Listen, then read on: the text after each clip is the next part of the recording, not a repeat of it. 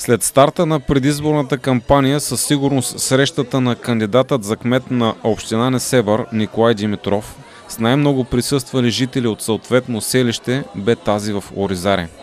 Жителите на столицата на хляба в община Несебър препълниха залата на читалище Зора. От деца на 4-5 години до възрастни хора на по 70-80 години, че дори отгоре. Това бе възрастовият диапазон на присъстващите. Достатъчен атестат, че хора от различни поколения проявяват интерес към Николай Димитров и неговата кандидатура за кмет на община Несебър. По-различното в тази среща бяха плановете за развитие на Оризаре, а именно решаване на проблема с ВиК канализацията, както бе споделено още на срещата в Гюльовца. Планирано е изграждане на пречиствателна станция за отпадни води с капацитет 10 000 жители, която да обслужва двете села.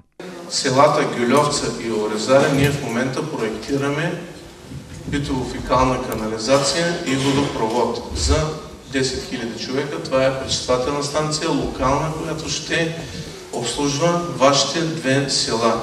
Предния мандат казахме за село Тънково, че проектираме неща и важни, които жителите вече ще видят ползата от техните придобивки. Да, вчера бяхме в Тънково, също имаше малко недоволни жители, защото малко били кални улиците още. Да, това е канал, то няма как да го направим във въздуха и това вече е факт. Там улиците се рехабилитират, възстановява се.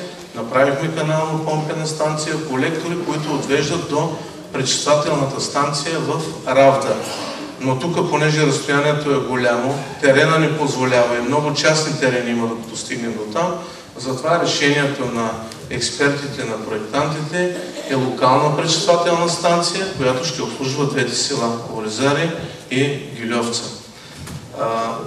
Проектът е готов, в момента текат съгласовки, процедури, надявам се в най-кратки срокове, когато се отворят европейските програми, за които ви говорих, Държавен фонд земеделие, развитие на селските райони, там можем да кандидатстваме и първият проект, който ще внесем там, по приоритет е този за двете села, с подмяна на водопровода и битово-фекална канализация.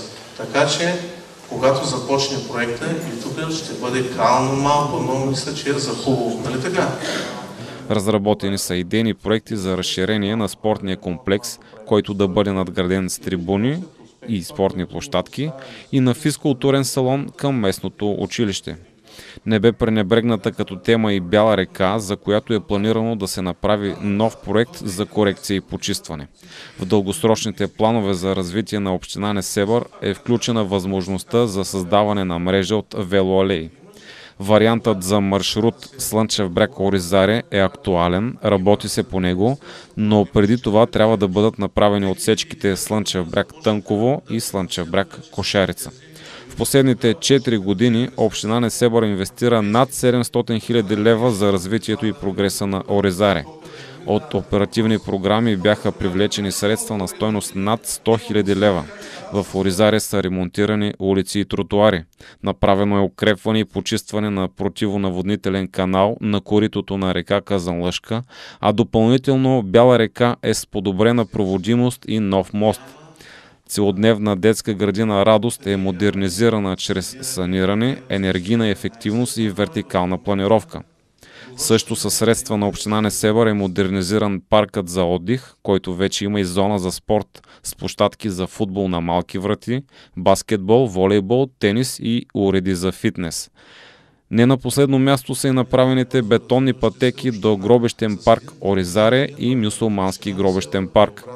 Николай Димитров, за когото жителите на Оризаре научиха, че могат да гласуват с номер 9 в интегралната бюлетина, говори и за бъдещето на региона чрез проектите, които вече са известни в предизборната му брошура и личния му сайт.